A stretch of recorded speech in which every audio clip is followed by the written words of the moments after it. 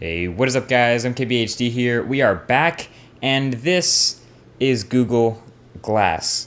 Now, something that a lot of people ask when, you go out and walk around with this thing on your face, a lot of people ask the same set of questions.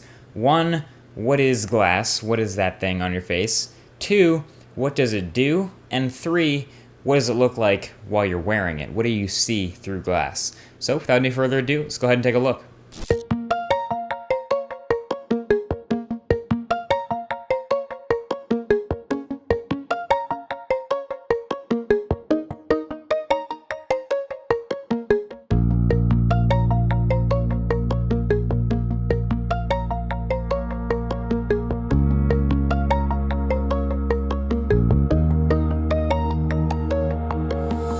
First of all, this exact model that we're looking at is the Explorer edition of Google Glass. That's a bit more important than a lot of people realize. Basically, this is not the final version of the product. There will be an evolution in software and hardware before an actual consumer edition is created. In fact, there's been several software updates already.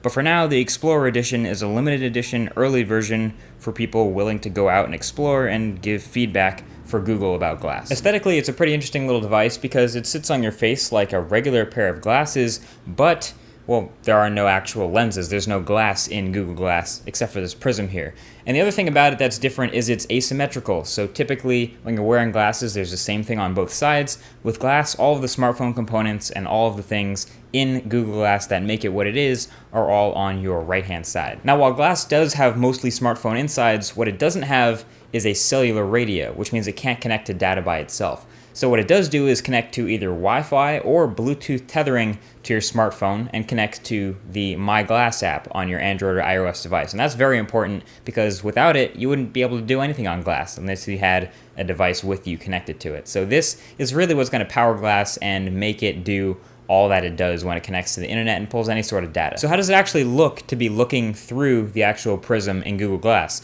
Well, Google says that it's supposed to look approximately like a 25-inch display from 8 feet away. So if you have a 25-inch computer monitor, back up your chair, roll back 8 feet away, and that's about what it'll look like. Now, it's obviously not an HD display. In fact, it's around 640 by 360. But the idea here is that this is all that you look at when you interface with Google Glass. So it's pretty important. Essentially, it's a square that is fixed in the upper right side of your vision. It's not in the corner. It's not totally crazy, like hard to reach, stretch with your eyes bad, but it's definitely out of the way, so it's not going to be intruding your vision all the time. So when looking through the prism, it'll look about like that.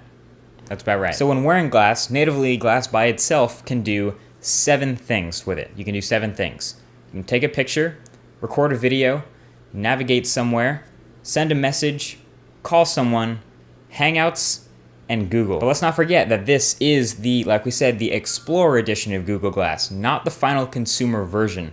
So the list of things that it can do is limited, but the idea here is that this is a new form factor. This is the beginning of a new sort of paradigm. We have Android phones, that's one form factor. We have Android tablets, that's another form factor. We'll have a whole bunch of smartwatches soon, that's another form factor.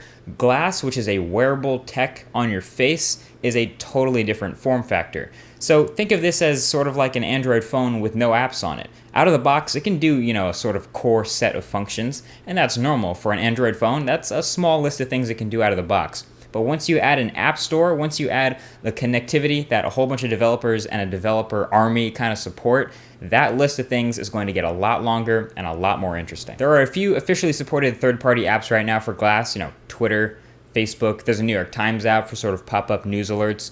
But in the Glass Explorer community, there's a whole bunch of developers doing their thing and making a ton of different apps for Glass. And of course, when there's a final release where pretty much anyone can develop for it and anyone can buy it, that sort of mainstream apps are kind of a no-brainer. Expect to see a YouTube app, an Instagram app. These kind of things are pretty much undoubtedly going to come to Glass when it's finally available for everyone. But back to those 7 things. Those 7 functions of Google Glass are really not all that different from the core functions of an Android phone without any apps installed. If you bought a Nexus 4 and never used anything in the Play Store, you'd get a pretty similar list of things that you can do with it out of the box. But again, like we said, this is the Explorer edition. Many more things are going to be added. Now for a brief rundown of these 7. Okay, I'm going to go through all 7 of these things. First of all these things are going to be done with an interaction with the trackpad on the side of Glass. So there's a swipe forward, backward, down, and a tap. and it actually feels pretty natural with the sort of light tapping. You're not really bashing it against your own head, but you're just doing slight swipes and light taps and things like that, and that feels normal. So number one, you can take pictures. So you can say, okay glass, take a picture. Or if you don't want to do that at all, you can just tap that photo button that's on the top of glass, and I just took a picture of you, the camera, and the light. So that's what you look like right now. And if I want to take a video, that's the next function of glass. Of course, you can say, okay glass, record a video, and you'll start recording a video. Or you can actually hold down the photo button on the top of glass, and you automatically start taking a 10-second video. So you're going to start looking at what I'm seeing, which is basically a bunch of lights and a microphone. But yeah, that's what it looks like to take a video with glass. It's automatically going to take a 10-second video, so if you want to extend it, you have to tap the photo button again, and you'll get like an unlimited recording time until like the battery dies, until you stop recording. The photo and video quality are really pretty good, and this is one of the defining features of what makes glass so special, because it's basically a first-person look at what someone's actually doing. Now, it's a little bit above your field of vision, so if you were like handheld gaming or something like that, you kind of have to look down a little bit to get it in your field of view. I found the most part though, most of the things that I do with glass are pretty amazing, and you would never be able to get any sort of camera angle like that doing anything else, especially because you have both your hands free, which is cool. The video quality is also really good because it's such a wide-angle lens. It uses very similar optics that the Galaxy Nexus did, but that doesn't stop it from being really quite good. And also the photos that I took, again from that first-person view, were really good because it takes a burst of, I think, 10 different shots of a bunch of different exposures and gets a really nice high dynamic range shot. And again, that combined with the wide angle makes it look a lot like what you would see out of the human eye. So it's really, really close to first-person view of what regular people look at. So the third thing glass does is walking directions, driving. It's just navigation with Google Maps. So you can say, okay glass, get directions to, and then say wherever you want to go, B&H for example. And it'll give you the directions and an actual real-time arrow where you would be going on glass with, you know, the directions to where you're going. You can do walking navigation, biking navigation, and driving navigation. And I think this is actually probably the most awesome of the built-in features in glass, because if you're in an unfamiliar place and you don't really know where you're going, you move your head around and you get to see the exact direction of the orientation of the arrow change, and you can just literally follow the arrow in glass to get where you're going, and that's really powerful stuff. Now 4 and 5, you can send a message or place a call using glass, and that's because it's tethered to your phone with the My Glass app, so you have a certain list of your starred contacts that you can dial whenever you want. So you can say, okay glass, send a message to John, I'll be late, I'm in traffic, see you in 20 minutes. Or, okay glass, call John, and it'll start calling that person. So you have to have that person starred already in order to make a call to them, otherwise it would be kind of crazy to search through your whole Android contacts library. But that's pretty cool. Hands-free, you could be, totally, busy with your hands and not have any sort of control over your smartphone and still place a call to someone or send a message if it's important. And number 6, last but definitely not least, is the Google Search and Google Now. Now you guys already know how Google Search works, so I can say, okay glass, Google, how long is the Golden Gate Bridge?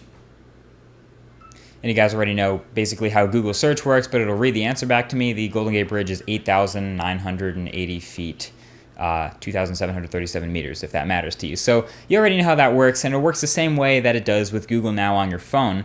But Google Now on your phone also gives you sort of predictive search results and gives you relevant information wherever you go.